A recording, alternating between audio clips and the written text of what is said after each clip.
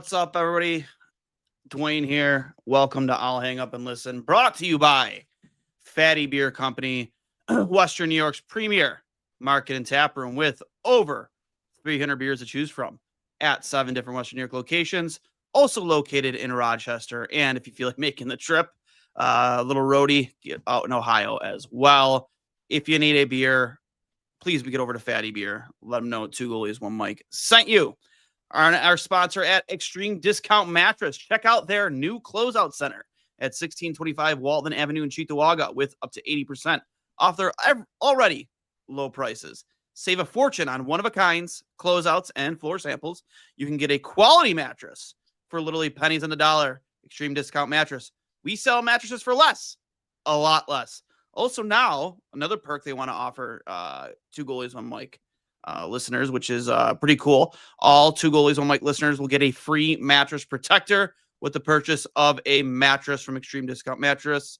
Just got to mention that you are a 2 goalies, 1 mic listener, that you heard about them from our podcast at any one of their 7 locations.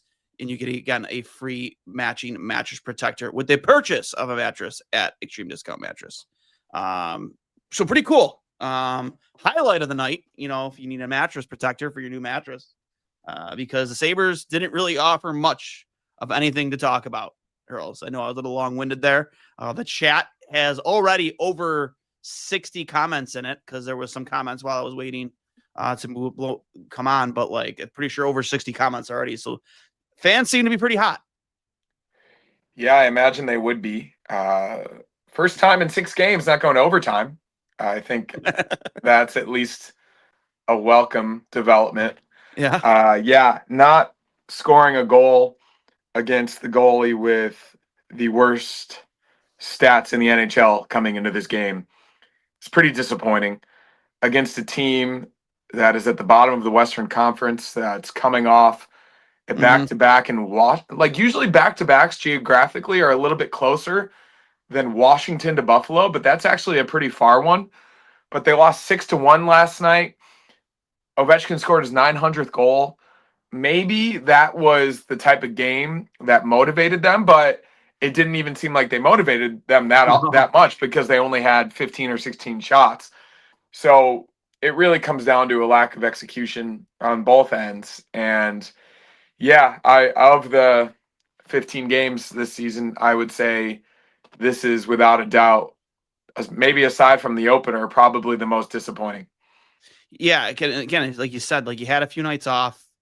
I know we're dealing with injuries, and I hate to use injuries as an excuse, and I don't think it's an excuse because, to your point, St. Louis didn't play any unique game tonight. It's not like they came fired out of. I thought for the most part, the first 5 to 6 minutes of the game, Buffalo was dominating. They were absolutely dominating, and you have that fight with Josh Doon with Tucker, which was pretty cool to see, the highlight of them kind of discussing it before the game, kind of old school. And you did nothing with that momentum because that was the highlight of the night for you. I mean, Josh Doon won the fight, took him down. You think you'd build off that momentum, and you just didn't.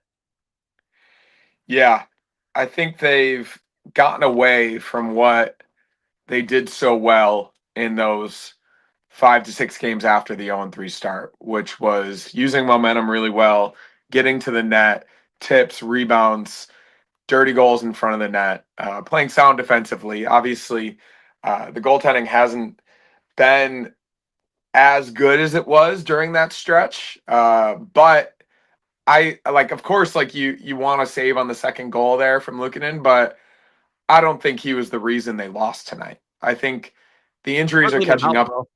What's that? Certainly, obviously didn't help though. Definitely didn't help. Definitely didn't. Yeah, I mean, I hate that call personally. I do. Well, in my opinion, and this isn't me trying to be hard on UPL. I know people think I am, but you could also kind of see that when he realized that he probably should have wrapped that puck. He's like, oh, he's gonna get beaten. He definitely for sure out a little bit. I think that's a 50-50 call, and I think the ref decided to make it. I personally, obviously, I'm biased as a goalie, but almost any time a penalty gets called on a goalie, I always hate the call. And that one specifically, I don't think it was that big of a deal personally. I would say potentially he meant it, but there's also a chance that it was incidental. Either way, like of course, like you would like that save and for it to only be 1-0. Obviously, the shorthanded goal, Jack Quinn doing what Jack Quinn has largely done this season, give away the puck in a dangerous area, leading to a breakaway. Of course, like yeah, you'd love a save on a breakaway, but at the end of the day, that goal's on Jack Quinn, and I think he's largely been irresponsible with the puck and also not tough on his stick the entire season. People talk a lot about the overtime goal the other night. 3-on-3 is gimmicky. It is what it is, but I think he's been a pretty soft player for most of the season. He's had good moments offensively here and there, but yeah, I would say he, from a forward perspective, is at the ire of a lot of the fan base at the moment. Agreed. And this is a guy that they talked about all summer, that he got stronger, that he was completely healthy, that he was over his injuries, that he was closer to the player that everybody was excited about a year and a half, 2 years ago, before he got hurt, before the Achilles, and then before he broke his leg or broke his ankle or whatever it was after the Achilles. And largely, we're just not seeing that. So he's got to show something pretty soon here. Otherwise, he's going to get passed by really quickly. Yeah, we talk about the power play too. And I was talking about one of our in the chat with my boy Mike Flatley. Shout out to him, another fellow goaltender. Like they were getting beat at each blue line. Like it was bad, man. Like they did not control the blue line at either end of the ice. They got beat at center. It was bad. And I don't know about you, Hurls, but it's like every single season. I know a lot of teams do it, but we're not a lot of teams. The whole drop pass up the middle to move the puck for zone entry, it just doesn't work for us. It hasn't for years. Sometimes, sure, but at this point, I did like sort of like a recap video after the second period. Again, I was kind of long-winded in that, but like at this point, man, you have to have like the IQ, like, okay, this isn't working. Just stop beating a dead horse. Just dump the puck. You're going to win that skating battle 8 times out of 10 just on momentum alone. And if you don't, just throw a body on whoever does win it and try and dig out a puck and forecheck. It's mindless hockey, and it drives me nuts. Yeah, they got to be better at the injury. I think teams are stacking the blue line on purpose because they've watched film and they know exactly what the Sabres are trying to do. I think there are two other options, as you mentioned. Obviously, in terms of dumping the puck, there's two ways that they could do it. Is that they have momentum leading into the zone, but they specifically have, let's say, somebody like your best forechecker and Josh Doan, as the puck is coming up the ice, even before, let's say it's dumped into the other zone and Dahlin is taking it from behind the net, even before he gets to the red line, you have Josh Doan on fire, skating as hard as he can into the offensive zone. Obviously not offsides, but with the intention of getting to the puck on a dump in before the defense can get to it. So not just a logical dump in, like a very tailored dump in where you can send it in and he's already on his way, his ass on fire, getting into the zone to try to retrieve the puck. It's not going to happen all the time, but you at least have someone, or maybe even two guys, going after it on purpose. Or if they're stacking the blue line with 4 guys at the blue line, a soft dump in the air that it allows for a deflected puck or a bouncing puck, makes it harder for the defense to retrieve it, especially if you've got four guys stacked at the blue line there. Mm. I hope that they're talking about these things, because if you and I are talking about them and the general fan is talking about them and they don't do it, it makes me think that they're not even considering it, which is disappointing. So I hope that they at least try something new, because I mean, I understand the drop pass, but at this point it's just lacking creativity and teams know what they're going to do and they're prepared for it. And as you said, that's just beating a dead horse and not productive at all. Yeah. I do want to bring up one thing too. I brought it up when I was riding solo on the previous All Up and Listen, and then I'm going to bring it up to get your thoughts. Rasmus Dahlin is an elite defenseman in this league. That is established, right? Like, there's no questioning that. Anybody who questions that doesn't know what they're watching. He is an elite level defenseman, top 5 arguably, maybe not even arguably, in the league. Definitely top 3 on a contending team. Like, there's no arguing that at all. having said that and established that, and knowing that at a snap of a finger he can be that guy again, he just doesn't seem like he is extremely there right now. I don't know, for lack of a better way of saying it. And I said this on the last I'll hang up and listen. I'll say it now. I know he wears the C. I know he wants to, he wants to fight with his team, fight with and for his teammates, and fight for the crust. But is it really out of line to maybe have a conversation with, like, hey man, like, do you want to take a week off and go see your wife? Like, is that weighing on you? Like, am I out of line for thinking that? No, Because and there are things no, that are not bigger at than all. hockey, and I genuinely think he should go do that. Yeah, no, It might help. he looks off for sure, and it hasn't been the best start this season for him. And I think a lot of people have mentioned it very appropriately more than once that what he went through is abnormal and it'll affect you mentally, emotionally, and that'll translate physically. I don't think he was necessarily in the physical shape that he normally would have been going into camp, going into the preseason, and obviously it's the beginning of the season at this moment, given what he went through with his fiance. So, yeah, I would again, like, this is a professional hockey organization, obviously one that hasn't succeeded in a very long time, and maybe they're not having these conversations because they haven't succeeded. But you would think that they do have a team psychologist, that they do think about the emotional well-being, especially of their most important player, and that they're hopefully constantly asking him where his head is at. I would think that they are, and given his nature, and how much he does care, and I don't think anybody's ever questioned No one's that. questioning how much he cares. Yeah, He cares. I don't think anybody's ever questioned that. I think he's probably pushing through it because of how much it matters to him. So if he's saying he can go, obviously, I mean, you saw what happened to the team when he was out for 10 plus games in December Mhm. last year. His presence, especially when he's at his best, is as important to any team in the league. But I would think that he's probably just saying no matter how he feels, even subliminally, if he doesn't even really know how it's affecting him, I think he's probably just pushing through it. And Yeah. it's going to be on him at the end of the day because I don't think they're going to sit him. I think that they're probably at least like suggesting it, but yeah, until he pulls himself out, I don't think it's going to happen.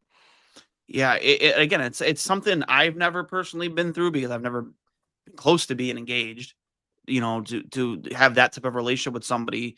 And of course, I'm sorry, some of you read me, it's his fiance, not his wife yet, but you know, we're really They've gonna get been that. together. They've been together forever. Yeah, Like, we're not gonna get that technical with it. Let's be yeah, no, serious. it's someone. It's It's a family member, is what it is, Yeah, yeah. and That's as close to him as a wife can be. an immediate family member basically almost died, Mhm. and that affects you as if anybody's been through that in ways you can't even imagine. Yeah. So And, I and think I have think you? that it has affected his play, and maybe it's mental, maybe it's emotional, but I really do think it's physical too. He's not quite where Oh we've seen yeah. him throughout Again, his career. to your point, like, how can you have a normal off season? Because a guy skates and works hard in the off season. Yeah, It's you can't. You just can't. Um. And at the end of the day, just like, you've seen the movie Trouble with the Curve, I believe, probably, right? don't think Clint so. Eastwood. Okay, well, Clint Eastwood plays, like, it's based not based off a real story, but like it's based off scouting and pro baseball. And one of the things that they'll do is when they see a player that they're developing going through some type of a slump, they'll fly their parents in. Spend a week with your parents. Brighten up your spirits, and then all of a sudden that player is just playing a lot better. Again, very different scenarios, but like maybe. And again, I'm not saying go do that for the sake of his play on the ice, but this is so much more bigger to him than pro hockey. And if you as a pro hockey team, if you look at this just from, as an organization that cares about your captain and cares about his well-being, mentally, physically, whatever, and also if you want to get the best output from him, this might be the move. Just let him go there just for Yeah, a week. Maybe he I misses two just games. I think that I mean all accounts, thank God, it seems like she is recovering, and Yes. I mean even look at a situation like Nick Mangold recently. He, Mhm. in early September, mid-September, called, or early October even, called for a kidney transplant, or at least like put it out there on social media that he needed an organ transplant, and he wasn't able to get it, and he died. And Awful. in Carolina's situation, she had a cardiac episode, and she needed a heart transplant. And it just so happened that somewhere in France, someone as an organ donor had the right blood type, and they were able to get it done. Otherwise, she would have died. So it's a miracle that she is alive and recovering, and Yeah. hopefully on the path to being somewhat normal again. But I have to think that, given that that is the result of all of that, that she's probably encouraging him to be with his team, be the captain of the team. And it's coming from all angles. I'm sure he's had discussions with his family as well, that this is where he should be at the moment. But obviously, as we've seen, it hasn't necessarily translated to his best play at the moment. So really, really unfortunate situation all around, like hockey being the least important of all of that. And I think it's probably tough for him, because he knows how important this season is. He knows how much he cares. And if he's not able to fully execute at the highest level, that must be extremely, extremely frustrating. So yeah, we'll see what happens. He's so good that I have to figure that if all factors remain the same way, and this goes for Tage and Tuck as well. Like we said before the season, that if those three guys meet their level, and there at least is like some level improvement from the rest of the roster, which there largely has been, that this team has a shot at the playoffs. And currently, it's kind of been the opposite.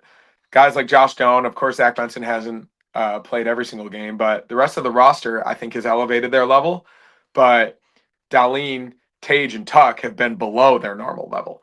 And while the Sabres aren't necessarily in a playoff spot or in second or third place in the I think division, they're last knees now. but they're only 2 points out of the wild Yeah. card. Yeah. So therefore, Yeah. like, obviously you can't necessarily control what other teams are doing, but they're still in it. And that's all you really need to be at this point in the season. So I think that's the encouraging thing. I think even getting 5 straight overtime games with a shell of a roster past 5 games, obviously not exactly what you want, especially when they lose the way that they did in overtime, but it's about as good as you can ask at the moment. Not tonight, of course, but every game leading up to this. 100%. I want to get back to UPL here for a second, because obviously that's, a hot topic on Sabres Twitter right now. He had his first game back, didn't play all that well, but again, you can try and say first game back, going back to that point. Then he came back with a strong performance. I know you haven't been on since that game. I thought even in the win, and this isn't me being hard on the guy, because he played fantastic in the third period. I still thought he fought the puck quite a bit that night. When it came to his rebound control, I'd say 2 of his goals against were probably contributed right to rebounds. But even putting that aside, he fought through it and he got them to win. And he's probably one of, if not the he's best goalie in also shootouts. Historically in shootouts hasn't been that great, and I thought he was pretty good in the shootout the other night. Actually, he's historically one of the better goalies in a shootout. I thought for some reason maybe I was. He's pretty good. Maybe I'm thinking of good in the shootout. Am I thinking of Lehner? Yeah, Lehner was terrible in shootouts. Lehner was really Lehner bad was for awful shootout. in shootouts. That must be what I'm thinking. I think UPL is one of the better goaltenders in shootout. So, I'm not saying it's automatic. He gets you a win. You have to score in order to win in a shootout. But yeah, but he made 6 or 7 saves in the shootout too, which positionally. And in the third period, he came up with some big the third period was great. Sorry, I think in overtime he was all things considered big reason they won on Saturday. Yes, but then when me and you got into that big debate about UPL, where you said he was a top 15 goaler, tonight is the reason why I disagree with you, because you can't have those pucks go in the net. Well, I would say the second one more so than the first one. No, I'm not putting the first one on him. That's all on Jack Quinn. Yeah. I mean, you would like maybe a bailout save there, but you're also not going to blame that on your goaltender. Yeah, it's a shorthanded breakaway after a turnover at the blue line. but like you have to make that save on the second shot. You have to. For sure. No, if yeah. you're a top 15 goaltender, you have to make that save, and he doesn't. And I'll say that like currently he's not.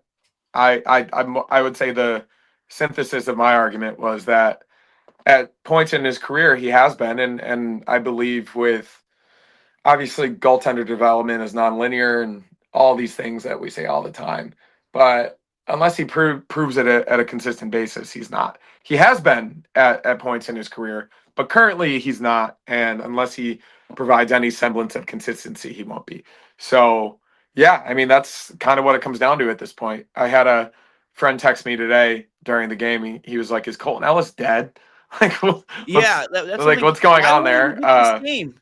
We've been 2 weeks and 1 day since his debut, and I know he was injured and he was supposed to play that Toronto game, and it didn't transpire.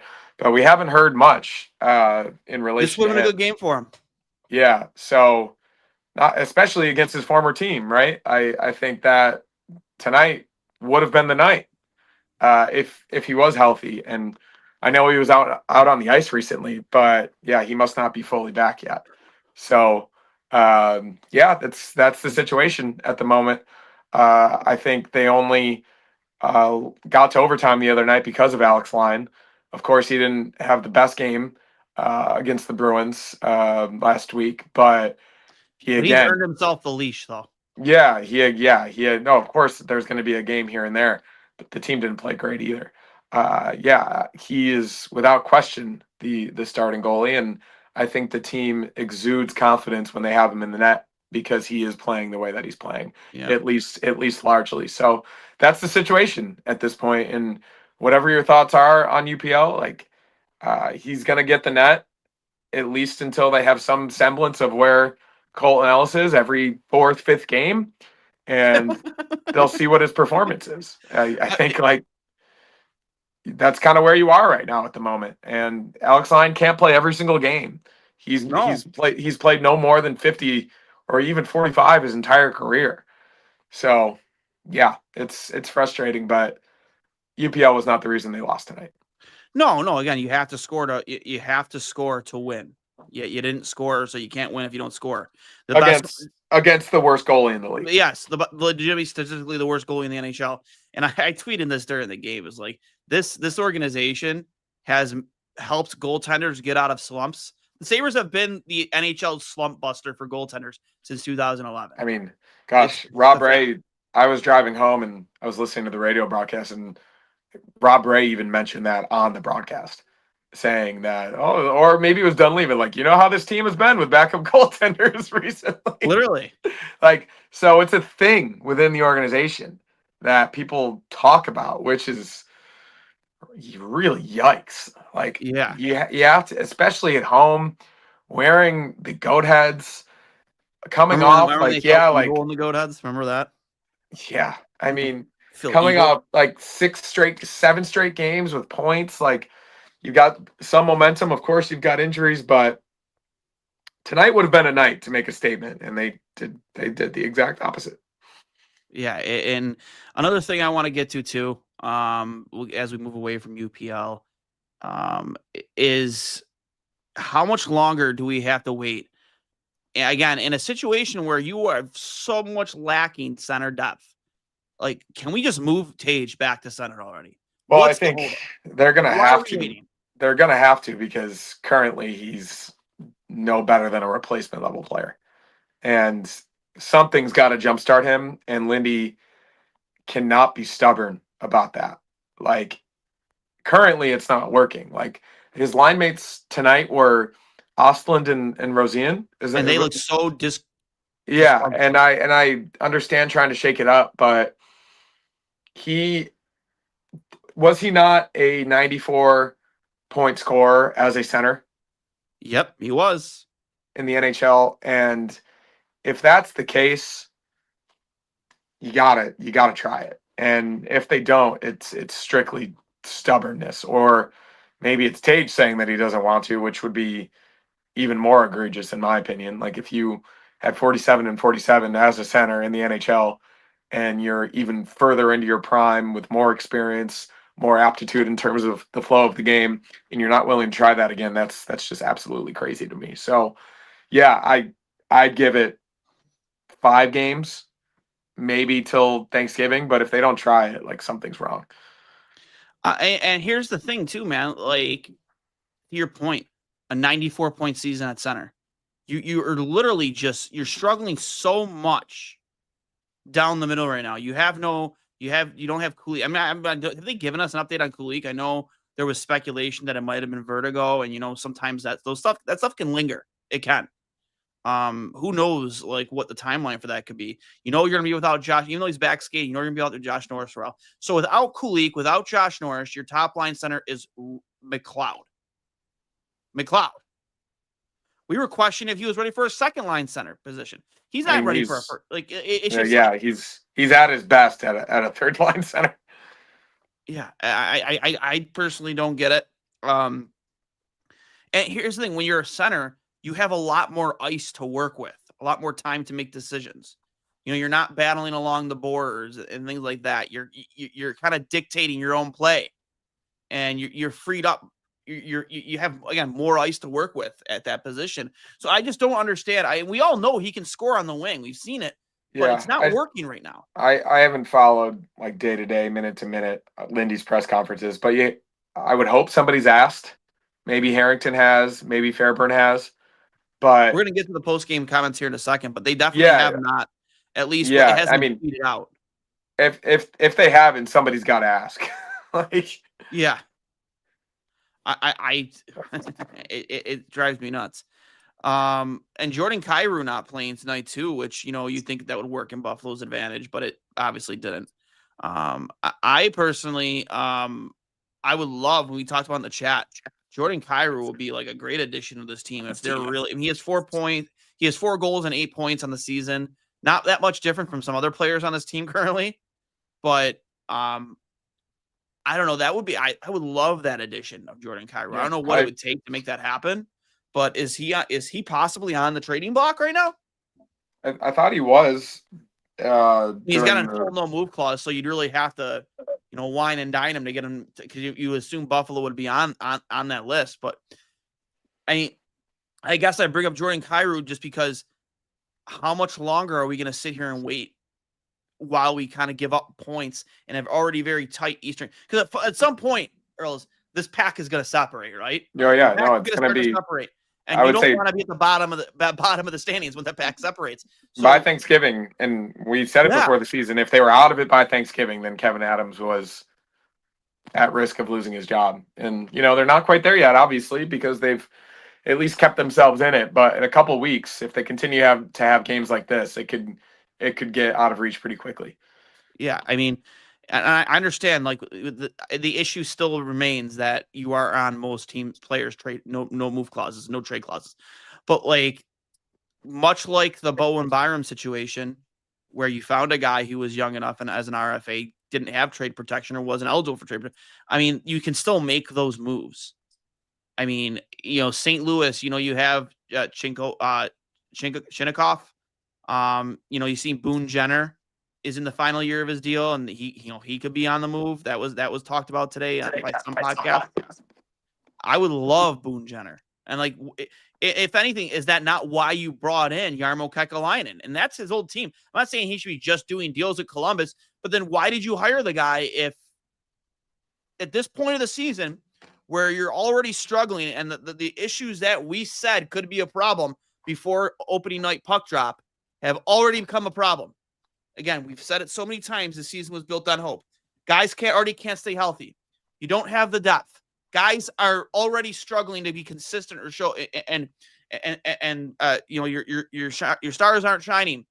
Jack Quinn hasn't stepped up at least enough, and at least shown some type of consistency after his first fully healthy offseason. Josh Norris is out till December. Like, how long are we going to sit here as a fan base and the Boo Birds and the Fire Kevin chants were already starting relatively pretty early. I imagine another loss like this, they're going to start up again. Why did you hire Jarmo Kekalainen if you're going to sit here and wait around till Thanksgiving to make a move? Yeah, no, especially if these injuries continue to pile up and they're having 6 AHL guys and 2 enforcers in the lineup every night. It's just not sustainable. Only got a minute here because I have a game myself, but yeah, they're. I was just looking up who they play next. Carolina on the road on Saturday, which, if I remember correctly from the end of last season, they haven't won there in like 16 years or something. So, That's awesome. not an ideal situation. And hopefully that's motivating. Hopefully Lindy puts that on the whiteboard going into Saturday. I think that would Could be on the be whiteboard. that'd be motivating for me. And as Alex Lyon talked about it, like sometimes you play your best when there's a little bit of adversity, and I know he'll be in the net and they'll give us a chance. But yeah, it's not great at the moment, and they need to get some of these guys back, especially Zach Benson. It's night and day without him in the lineup, and it's crazy to say about a 20-year-old, but he really changes the complexion of this team and how they operate, especially in the top 6. So hopefully he's able to get back soon. I think that was day to day. I wish there was more clarity on some of these injuries. It's really frustrating. Yeah, I can't stand the lower body, upper body. Yeah, I but get you're protecting your players, but I just like more transparency. I mean, I know yeah, you got to get out of here, so I'm going to kick it over to our sponsors, and I'll come back to my final thoughts. But thanks for popping in, Hurls. Just want to shout out to Fatty Beer Company, Western New York's premier American tap room, with over 300 beers to choose from at 7 different Western New York locations. If you need a beer, make sure you make it a Fatty Beer. Let them know 2 goalies, 1 Mike sent you. And of course, as always, Extreme Discount Mattress. We know with Skechers, your day starts with the comfort and support you need for your feet. And now that same innovation has made its way to the bedroom. Introducing the Skechers Sleep System. With cooling SketchKnit fabric, pressure-relieving Skechers Max cushioning, and our Skechers Posture Fit support system. Your day ends just like it began, with Skechers comfort that never stops. Skechers mattresses, exclusively at Extreme Discount Mattress, the lowest prices in the nation. And thank you again to Extreme Discount Mattress. Remember, if you mention at any of their locations that you heard about them through 2 goalies on Mike, you're a fan of 2 goalies on Mike, you get a matching mattress protector for your brand new mattress. Just like, again, let them know we sent you over at 2 goalies, 1 Mike. Hurls had to go because he had a game of his own tonight. Hopefully he plays better than UPL. Listen, one thing I do, I about an hour, a little over an hour ago, I posted a video after the second period. It was kind of like long-winded. I, talked about, some of the things we've already talked. One thing I do want to talk about, though, is, with how the younger guys are playing, you have these first round picks, and that was also part of the plan, right? Having faith in these players that you drafted to finally step up and do something. Guys like Jack Quinn and so on and so on. But you have Isaac Rosing, you have Noah Oslin and Costa Helenius, who, I'm still surprised hasn't gotten a look in the NHL again, given the lack of depth at center. But what is it that Jordan, and again, I want to preface by saying I don't have a problem with like Jordan Greenway's game. He is a 4th line, borderline 3rd line guy. He plays a heavy game. He has some grit, some sandpaper. Not really much of a fighter. He will fight, I guess, if he absolutely has to, but he's not that guy. I don't know what, I feel like a number like 8 to 12 goals a season is probably the expectation of Jordan Greenway, or, if you get 12 goals out of Jordan Greenway in a season, you're kind of happy, I guess, given the contract. I don't know, have his numbers in front of me. Maybe somebody in the chat could say, but I will start off with him. What is it that Jordan Greenway does that Josh Doon can't? Like, seriously, like there's nothing that guy does that Josh Doon can't. Josh Doon can play just as physical as Jordan Greenway. Josh Doon can score just as much as Jordan Greenway. I think he can. He's younger and he's much cheaper. Not that we should be carrying all that much, about a couple $1 million, because we know who the owner is. But I don't know, man. I think I've seen enough of Jordan Greenway. And I like Jordan Greenway. But if this is what we're going to get from him, I'm okay with it, I guess. But am I okay with it at the expense of seeing guys like Rosine, Ostlund, or Dune in this lineup? Because, when we do get healthy, you're going to have to make some decisions. Do you send these guys back to Rochester? Or do you roll the dice and let the kids play? And I think you should. You should let the kids play. You want to play with speed. Those kids are hungry. They're hungry. They don't want to go back to Rochester. They want to stay in Buffalo. You have seen flashes of Kidline 2.0 and Kulik was playing with Quinn and Rosine. And then the other night when they did win, they lost in overtime. But Rosine, Krebs, and Ostlund didn't look all that bad. But I don't know, man. And you talk about Peyton Krebs. That is a guy, we talked about him before the season started. He should be scared of losing his roster spot, because personally, to me, it wasn't safe. It shouldn't be safe. I mean, and he's a guy you like to watch play because he is gritty. He's a pest, right? Like a poor man's Marchand almost, without the scoring, the consistent scoring. And there is skill there, and they've tried to utilize him in other places in the lineup to get the most out of him. And it hasn't always necessarily worked, or at least he hasn't been consistent with it. But I don't know, man. How much longer are we going to do the Peyton Krebs experiment? What is it that he's doing that you can't get from Noah Ostlund or Isaac Rosine or Josh Dune or Consta Helenius or Tyson Kozak? I don't know, man. To me, I think I've seen what I needed to see. And I don't mind Peyton Krebs on my hockey team. I actually like him on my hockey team. But am I willing to have him stand in the way of those players? I don't know. To me, I think the answer is no. I'm sorry. It's just answering a text here.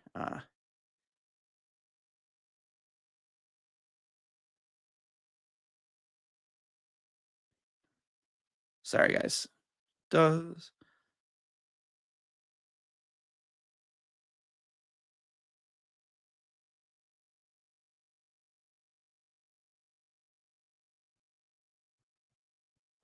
Sorry about that. But yeah, I guess I want to know. I think the answer for me, like I just said, is I don't. It's a good question. It is. It is. Benson is weak. He still has a boot on his foot. Oh my God. Has that been confirmed, Weeks? It has been confirmed, Weeks. And I'm sorry that I haven't, I've been trying to show all the comments in the peanut gallery. You got to realize, guys, there's at least 200 comments in this peanut gallery, and I'll try and hit them as much as I can. There's some nights it's a little bit easier than others, especially when you have more people on the show. So I always make sure and try and bring them on the screen. So at least, you know, when we're talking about something in regards to that particular comment. So I do apologize for that. So Benson is still in the walking boot. Did Lindy say it was Weeks, guys? Is it Weeks? I don't know. It's season shot. Benson's gonna be out for weeks. Cool.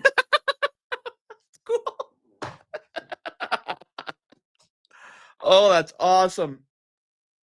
Oh my God. It happened. Listen, I fucking said this was gonna happen. Your whole season was built on hope and prayers and whatever. Like you hope that Jack Quinn can stay healthy. Okay, he has stayed healthy, but can he finally reach the potential? No, not yet. At least. Can Josh Norris stay healthy? Nope, got hurt the first game. Not going to see him till December. Ken Tage still, could be consistent throughout the entire year, like we've seen him do in the past. So far, nope. He has had a slow start to the season. Dahlin, obviously, you can't really blame him much. We talked about that. He had a horrible offseason. So we're not going to talk about Rasmus Dahlin just because of those reasons, even though you want to, and you need him, you want him to be the elite defenseman. You already know that he is, but you can't really hold it against him for his play because, again, he's going through something that is so much bigger than hockey. He wants to be with his wife. He wants to see his wife. She obviously can't travel here. She can't get on a plane. And we talked about that on the podcast or earlier in the podcast. Maybe the best move here is to let him go home and be with his wife in Sweden. It's okay. No one's going to think any less of you. I personally think his whole team would embrace that, and support him through that. And then Zach Benson hurt to start the season, and I always hurt again. He's in a walking boot. He's out for weeks. Kevin Adams needs to fucking go, man. He has to go. This is the team you put on the ice, all built on hope. I hope this opens. I hope this happens. I hope that happens. I hope we stay healthy. I hope this. I hope that. I'm sick and tired.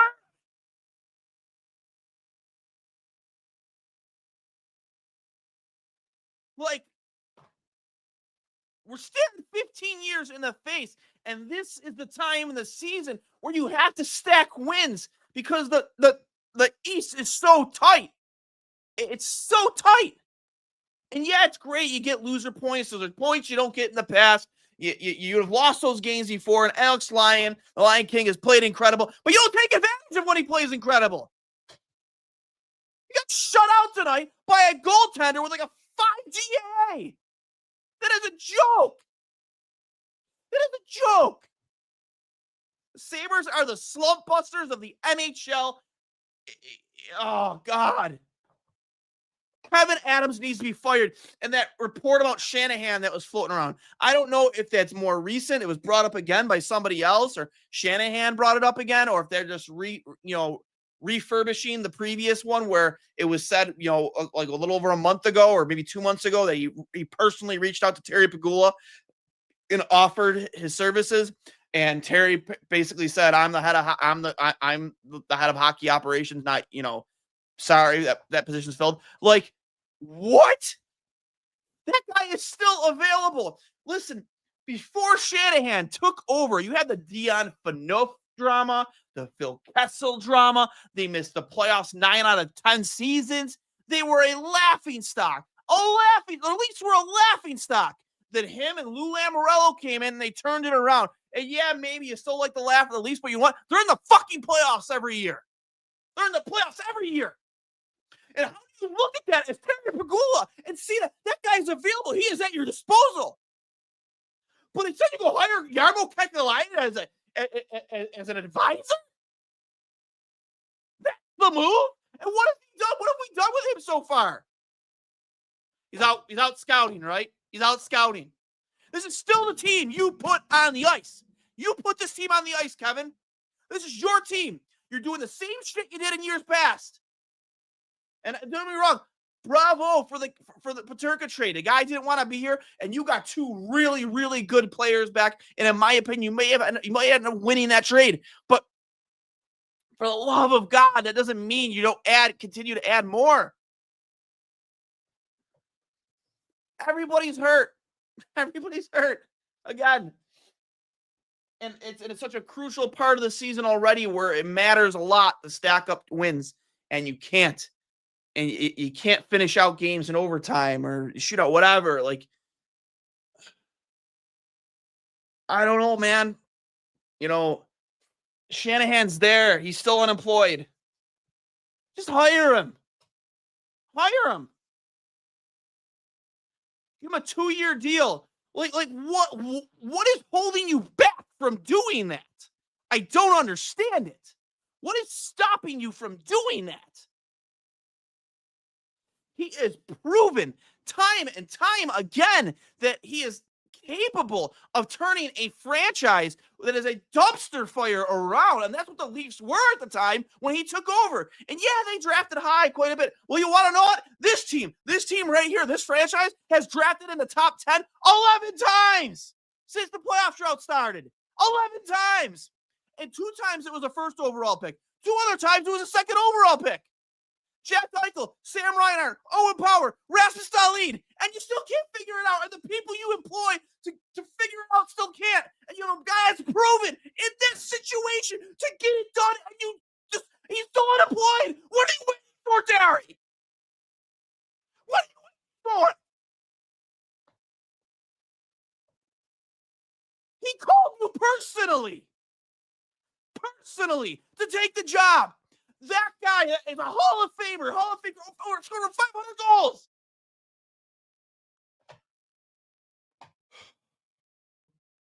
I'm going to break a blood vessel, man, I swear. Oh. Can't wait for the eventual 30 for 30 in 15 years. Yeah. DeBoer is there too. Is he not an upgrade? Yeah, I mean, he makes the playoffs. He's been to the finals.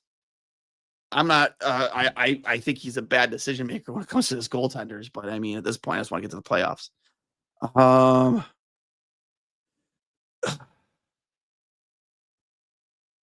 Yeah. So that's all I got for you guys tonight. Thanks for hopping in. I appreciate it. Yeah. Now, if you've enjoyed this episode, please make sure you're subscribed on Apple Podcasts, Spotify, wherever you get your podcasts, if you're audio only. If you're watching along on Twitter or Facebook, make sure you're following along at 2 Goalies 1 Mike, at Duane S39, or you can find us at Built-in Buffalo _ there as well. If you're watching on YouTube, please make sure that you hit the follow button, you hit the like button, subscribe so you get notified when we go live and do these episodes. Much appreciated. Again, I can't trust it enough.